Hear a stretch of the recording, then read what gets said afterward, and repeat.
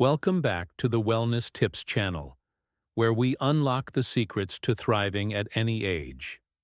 Forget what you've heard. Your lifespan isn't chained to your genes. Science drops a bombshell. After 70, it's your daily habits, not your DNA, that hold the keys to how long you'll live. We're diving into 7 jaw-dropping signs that quietly scream how much time you've got left. These aren't hunches. They're hard-hitting facts, backed by cutting-edge research, flashing warning signals long before sickness strikes. Stick with us to the end, because the final sign? It's the ultimate game-changer, so easily ignored. Yet it decides if you're truly living, or just existing. Walking speed. Your walking speed, it might seem like nothing.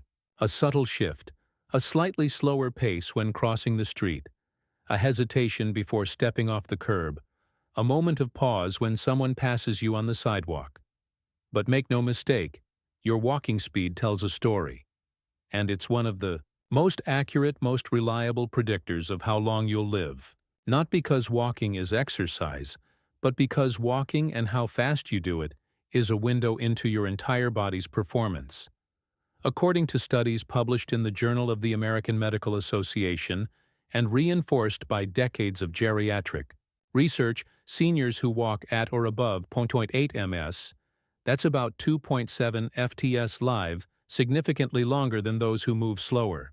That one number may not mean much on paper, but in real life, it tells us whether your heart is strong, whether your legs still carry you with power, whether your brain is firing fast enough to coordinate motion and avoid falls. It's not just about speed, it's about integration. Your walking pace is the scoreboard of your entire nervous system. When your pace slows, it doesn't happen overnight. It's not like your muscles suddenly give out. It happens quietly. Your posture softens. Your foot strike becomes lighter. Your stride shortens.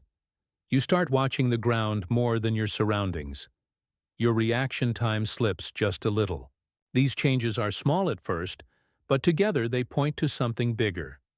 Your systems are downshifting. And the body doesn't do that without reason. When walking slows, it's often because of declining cardiovascular strength. Maybe the heart is no longer pumping with the force it once did. Or maybe the lungs aren't pulling in enough oxygen per breath. It might be because the hips and knees are stiffer, the muscles weaker, the coordination less automatic. It might even be a sign that your brain's processing speed, the speed at which it reacts to the environment, is beginning to lag. So if your walking speed has noticeably declined over the past year, pay attention. That is your body speaking. That is your nervous system tapping you on the shoulders saying, "We need help." But here's the good news. This is not a one-way slide. Walking speed is one of the most trainable metrics you have. You can earn it back. You can improve it. You can add power to your stride, length to your gait, rhythm to your steps. All it takes is intentional practice. You don't need a gym. You don't need a treadmill. You just need a place to walk and a decision to move. Start with what you have. Walk for 10 minutes a day, then 15, then 20. Not just strolling, but brisk walking.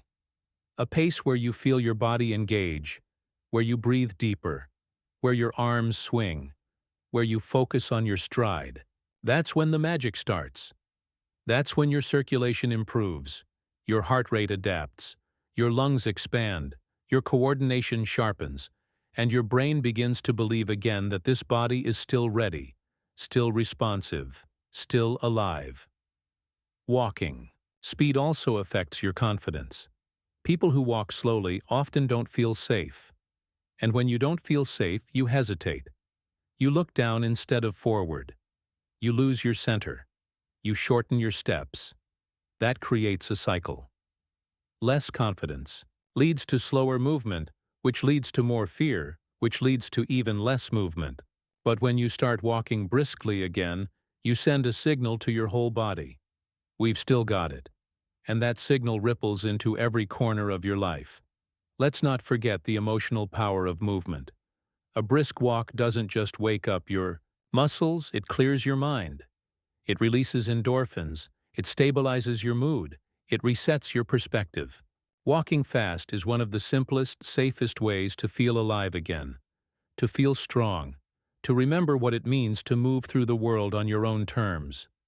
If you've been told to slow down with age, challenge that idea. You don't need to sprint. You don't need to run. But you do need to keep your walking speed alive because it's not just a pace. It's a lifeline. The body that walks slowly becomes the body that sits more, rests more, avoids stairs, avoids errands, avoids outings. But the body that moves quickly, even for just a few minutes a day, stays in the world, active, engaged, independent. So measure your pace, not with numbers, but with honesty. Can you walk across a parking lot without pausing? Can you keep up with someone 10 years younger? Can you finish a walk without feeling drained or sore?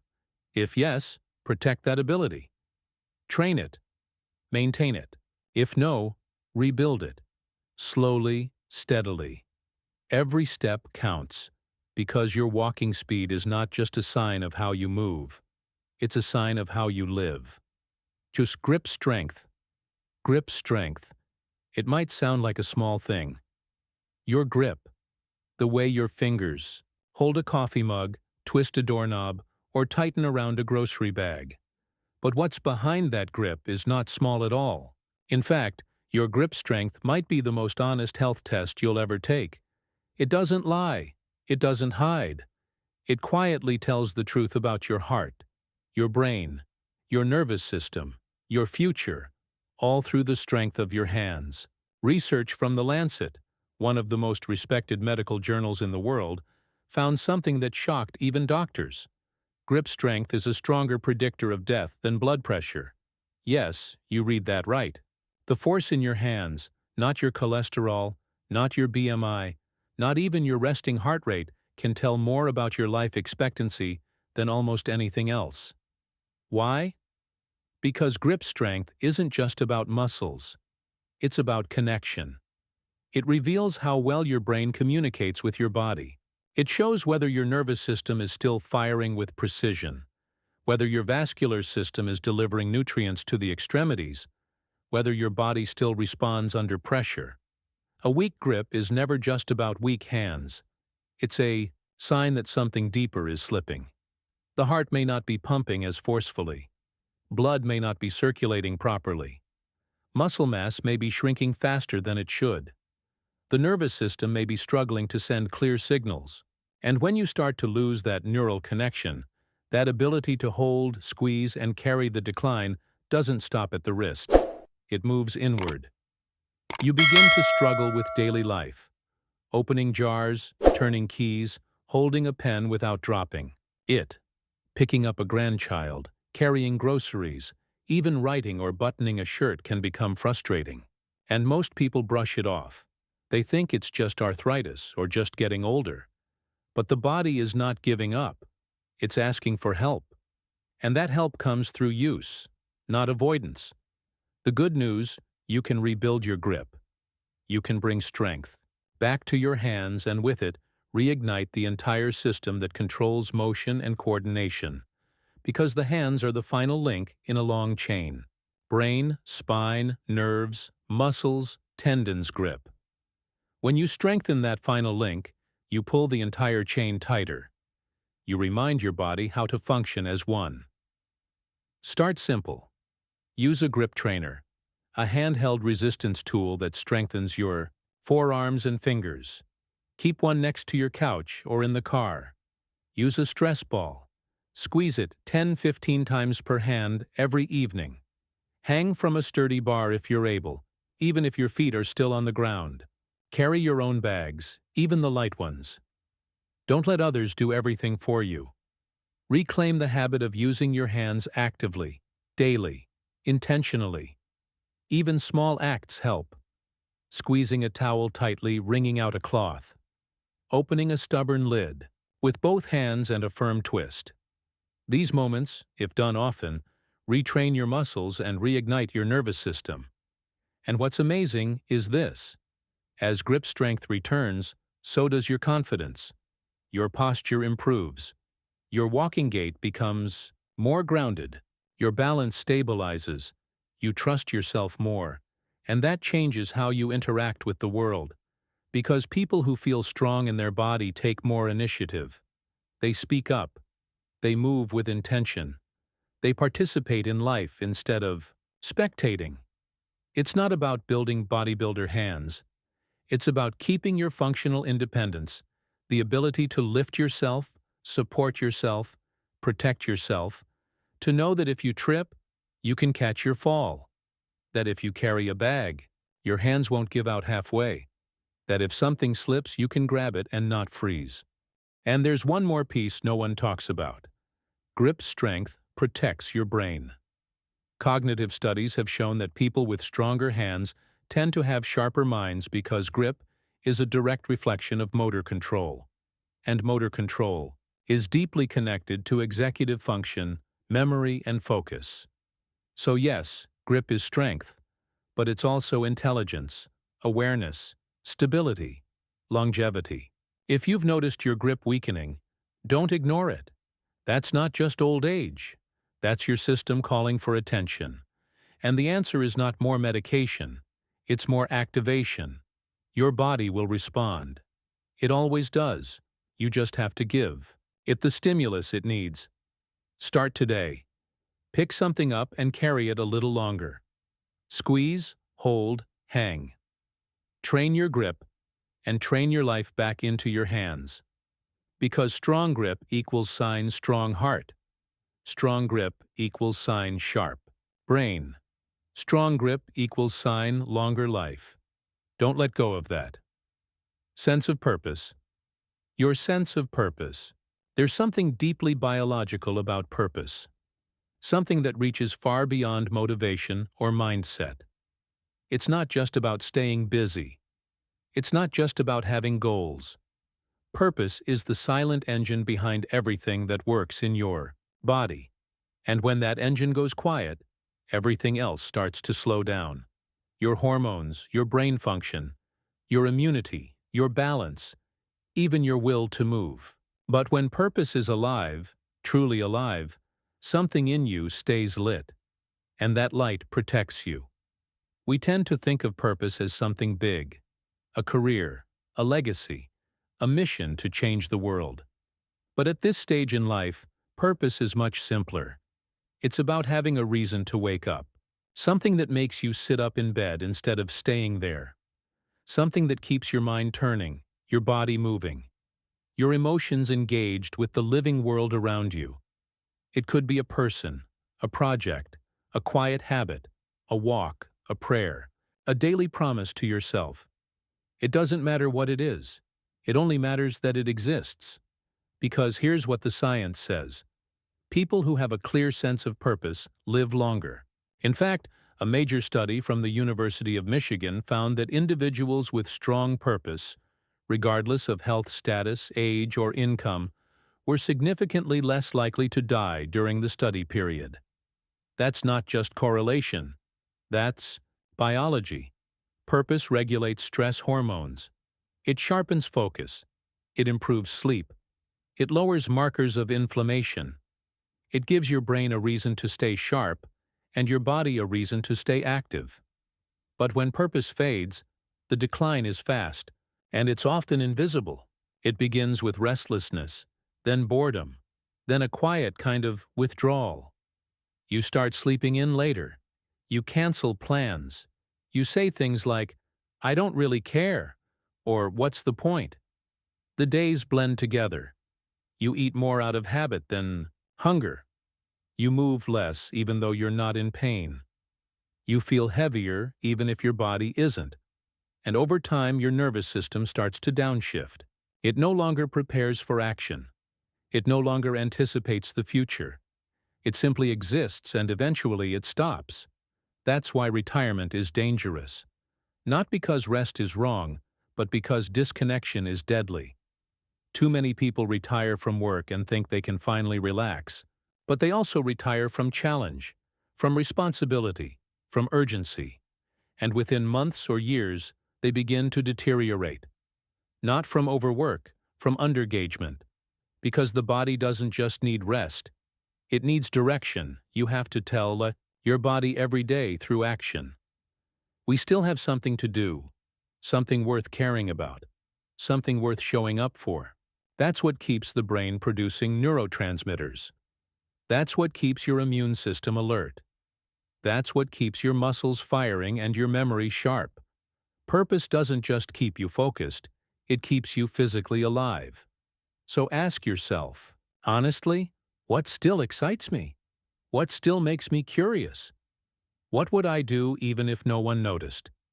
That answer doesn't need to be loud or impressive. It could be writing a note to a grandchild, growing a tomato, reading scripture, teaching one person what you know, feeding birds, mentoring someone younger, creating something, finishing something, caring for someone, praying for someone. It doesn't have to be big, but it has to be real. Because without that emotional anchor, the days lose meaning. And when the days lose meaning, the body loses structure. And when structure is gone, the body forgets how to thrive. It starts to drift. And drifting is how people disappear, not from death, but from disconnection. But it doesn't have to be that way. You can reignite purpose. Right now, at any age, you can choose something to care about again. You can give your nervous system a new signal. You can tell your lungs, we've got work to do. You can tell your heart, keep pumping. Someone still needs me. You can tell your hands, we're not done creating. You can remind your soul, we're not just waiting. We're still becoming. That shift doesn't require a life overhaul. It starts with a choice to participate again, to serve again, to notice again. And when you do, you'll feel the energy come back, the focus, the strength, the appetite, the steadiness in your walk, the rhythm in your sleep, the clarity in your thoughts, because the body follows the mind's commitment. So if you've lost your sense of purpose, don't shame yourself, but don't ignore it either. That emptiness is not just part of aging. It's a signal. And like every signal from the body, it's asking you to respond. Find your reason. Small or large, public or private, personal or shared. Let it move you.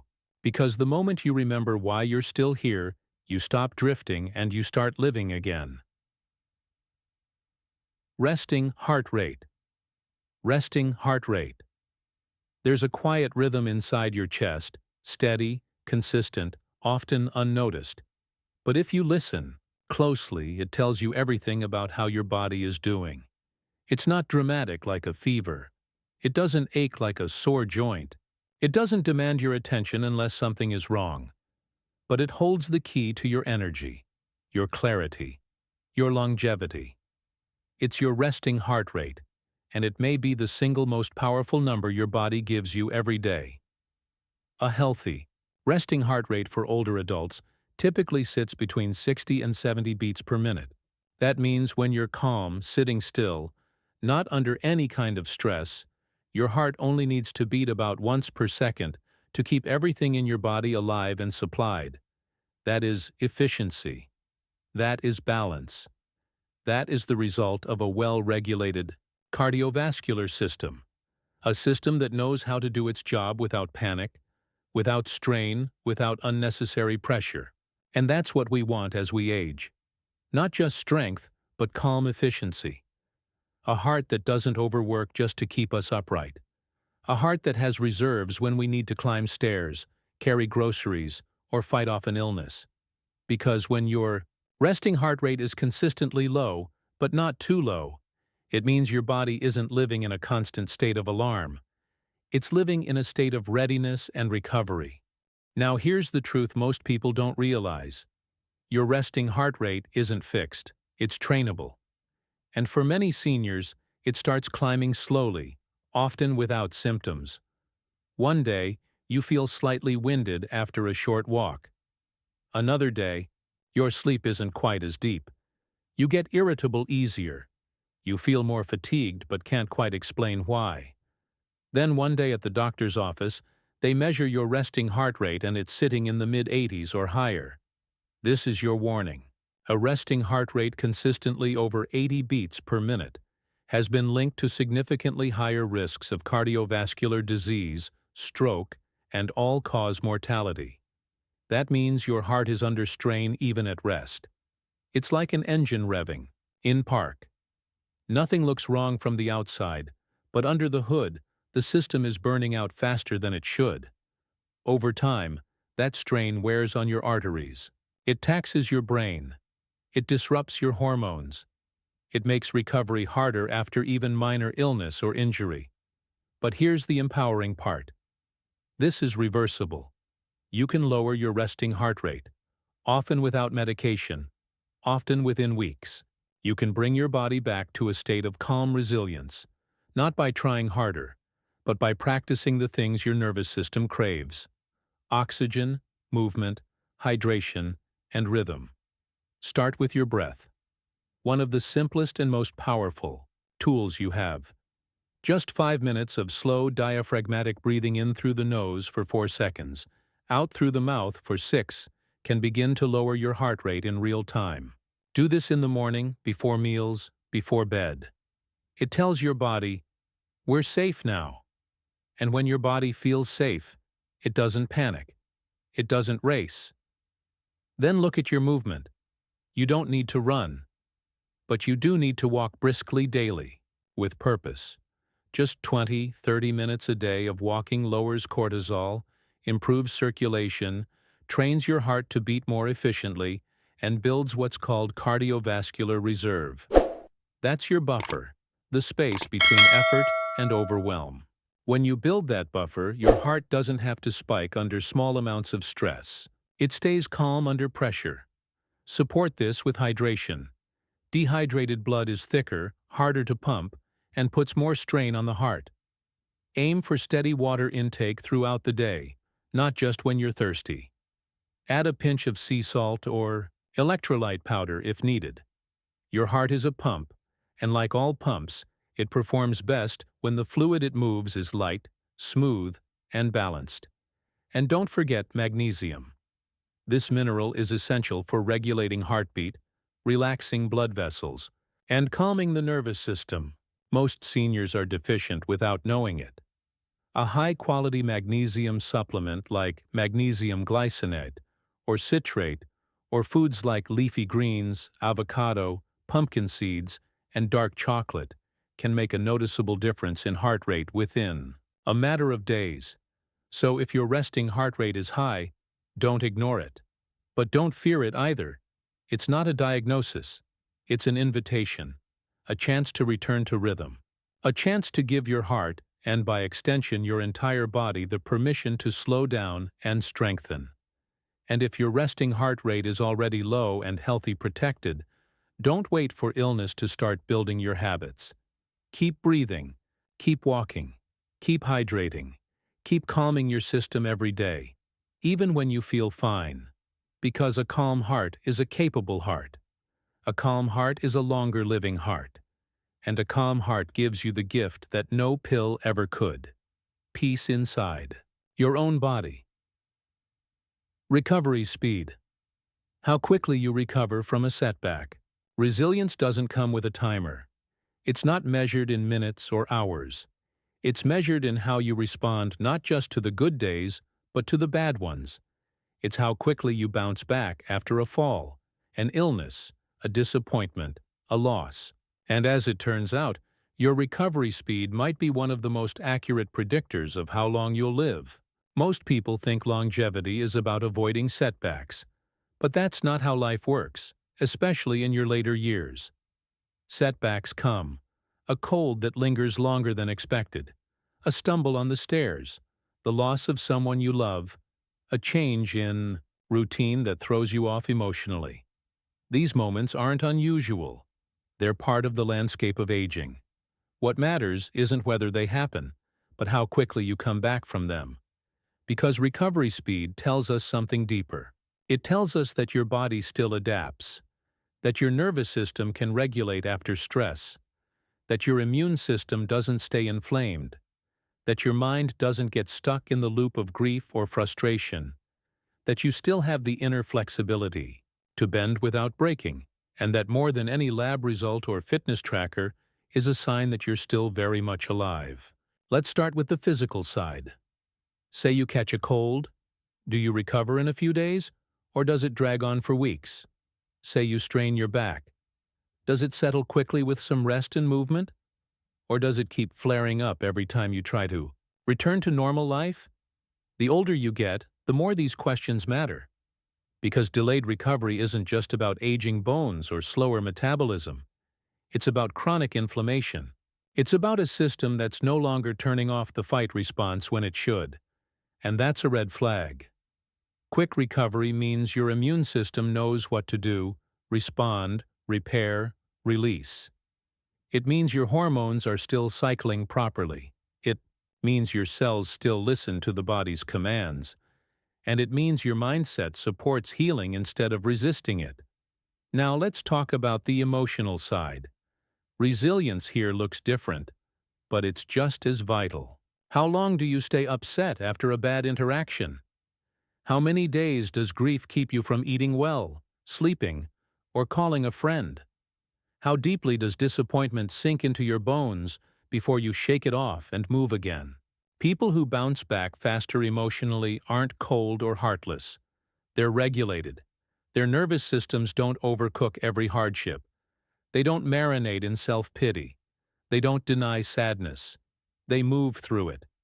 That kind of emotional regulation is protective. It lowers cortisol, reduces inflammation, and protects memory and sleep. In fact, studies have shown that people who process grief more efficiently experience fewer long-term physical illnesses. Why? Because their system. Let's go. But this kind of recovery isn't just luck or genetics. It's a practice, a skill you can strengthen. Start with routine. The body loves rhythm. Wake up at the same time. Eat meals at regular intervals. Move your body every day, even just lightly. This gives your nervous system anchors so that when disruption comes, it doesn't unravel completely. It returns to center more easily. Then build connection. Don't isolate when something goes wrong. Don't shut down and disappear. Recovery is always faster in community. A simple phone call, a coffee with a neighbor, a laugh with your grandchild. These are not just social events. They are biological upgrades. They bring your system back online. And perhaps most importantly, trust your capacity to heal. Even when things take time, even when the setback is large, the body listens to belief. If you believe you're fragile, it becomes fragile. If you believe you're still adaptable, still trainable, still capable of recovery, your body responds accordingly. That belief alone can change your chemistry. Resilience doesn't mean you never fall. It means you don't stay down. It means your bones still rebuild after strain. Your lungs still strengthen after illness. Your mind still clears after confusion. Your hope still returns after disappointment. And your energy still rises after loss. If you've noticed you're slower to recover lately, don't panic. But don't accept it as your new normal either. Ask why. Is your sleep broken? Are you moving less? Are you holding on to stress with no outlet? Are you connected to others? Or are you retreating into silence? Your answers matter because they guide your recovery plan. You can become more resilient at any age. Your body is designed to adapt until your final breath. It may take more patience now, more intention, more listening, but that power is still in you. So the next time you face a setback, don't just endure it. Watch how you rise, because that's where your real age shows up. Not in the mirror, but in your recovery time. Social circle. Your social circle. Loneliness kills. Research from Harvard confirms that social isolation is as dangerous as smoking 15 cigarettes a day. If you go days without talking to someone, if you feel invisible, or if you've withdrawn from regular connection, that's a silent risk. But even one deep, meaningful relationship changes everything. Make it a goal to talk, share, listen daily. Social ties strengthen immunity, reduce depression, and increase lifespan. Optimism. Your optimism. This final one may surprise you. Seniors who believe their future will still bring joy, love, or progress live longer. Optimism isn't blind positivity. It's emotional momentum. It shows that your spirit hasn't given up. Studies from Yale show that people with a positive perception of aging life 7.5 years longer on average. That's not placebo. That's biology responding to belief. Your future isn't carved in your DNA. It's sculpted by your choices. Every sign we've shared is more than a mirror. It's a wake-up call, a direct message from your body and mind pinpointing what demands your focus. Ignore them, and you risk fading. Act now, and you reclaim your vitality. The secret to a long, vibrant life lies in staying fiercely aware, because every day you live consciously is a day you truly thrive. Before making any changes, consult your doctor or a nutritionist to ensure the best results tailored to you. Let's spread positivity together. Share one healthy habit you practice and one inspiring habit from a friend or family member in the comments to motivate others. Join our community by subscribing to Wellness Tips channel, liking and sharing this video. Dive into our other videos for more life-changing insights to fuel your journey to wellness.